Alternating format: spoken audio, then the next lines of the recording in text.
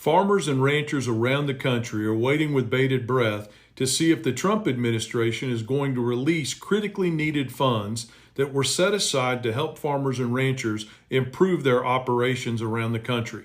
Hi guys, welcome to the Back 40. My name's Will, and let's talk about it. Recently, I did a video speaking to a young rancher about the many dominoes that have fallen over the last 40 years that have led to rural America, for the most part, voting against its best interest. But I've been waiting to see how our local politicians would respond to the actions of the Trump administration, actions that are critically harming farmers and ranchers in our state. Now, any of you that have watched my videos know that I don't lose my temper very often. But I've got to be honest with you. What I saw today gave me what my grandpa would have called a case of the serious red ass.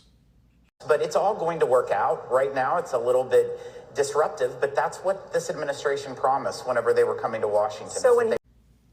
For those of you that don't know, that's Jason Smith, and he's a Republican congressman from the state of Missouri.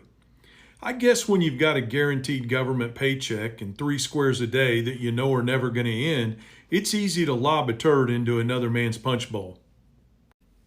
Well, Jason, I've got a few things to say to you.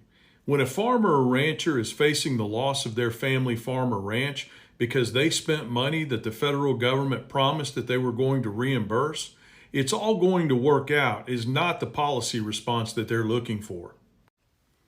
Jason, maybe some of you rural Congress people haven't spent enough time in your district lately, because you should know that in rural America, when we make a promise, we do everything to keep it, especially in the farming and ranching industry.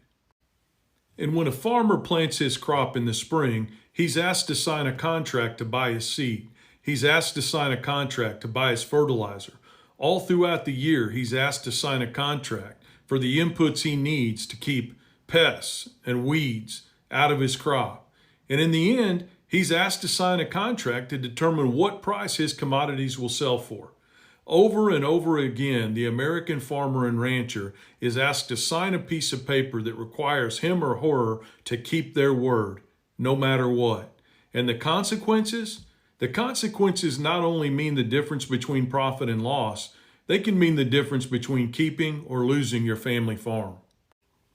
So my question to any politician right now supporting these policies of the Trump administration is simply this.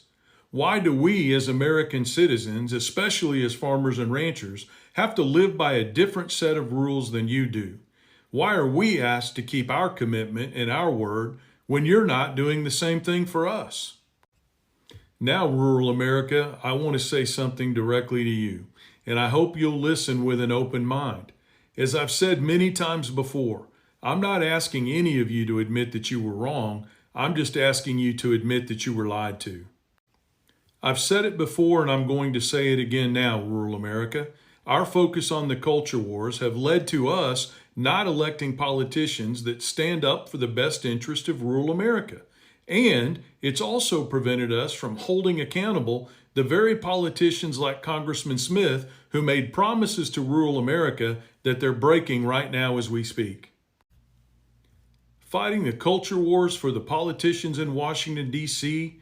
and the crooked televangelists on television all over this country doesn't do a single thing to build a fence on our farms and ranches. It doesn't do a single thing to build a stock tank on our farms and ranches. It doesn't do a single thing to improve the quality of the soil on our farms and ranches. And it doesn't do a single thing to keep our kids at home once they graduate from college to carry on the Lord's work of farming our farms and ranches. Now, rural America, here's your last history lesson for the day. There was a time in this country where the Midwest, Kansas, Nebraska, Missouri, Iowa, all throughout the Midwest, we were a hotbed of liberal, progressive farmer activism in this country. We knew the difference between the gilded tower and the farmhouses and sod houses that we all lived in. We knew who was looking out for us and who was fighting for our best interests. And over time, these culture wars and the lies that we've been told as a result of these culture wars have caused us to lose sight of the issues that are really important to us. And that's fairness in farming and ranching. It's the ability to control, better than we can now, the cost of inputs, the cost of what we sell our products for, and more control over the entire process itself. Many of you probably don't know that farmers used to march in the streets in the cities in Kansas and Missouri and Iowa and Nebraska to stand up against the oligarchies of their day that were forcing them to live like paupers on their own farms. It's time for us to do that again. There's no doubt about it in my mind. And we have to do that together, regardless of political ideology or political persuasion. So now is the time, while tough decisions are being made for us by politicians who intend not to keep their word, for us to make our own tough decisions ourselves.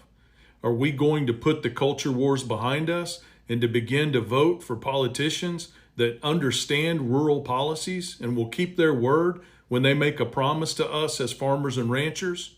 I hope so, because without it, it's only going to get worse. And in the end, we're going to have a country whose landscape is covered by corporate farms owned by Big Ag and Wall Street. And my friends, if that happens, the epitaph on the tombstone covering the graves of all of the small farms and ranches in the United States of America will simply read, "You were warned and you chose not to listen." Have a great day.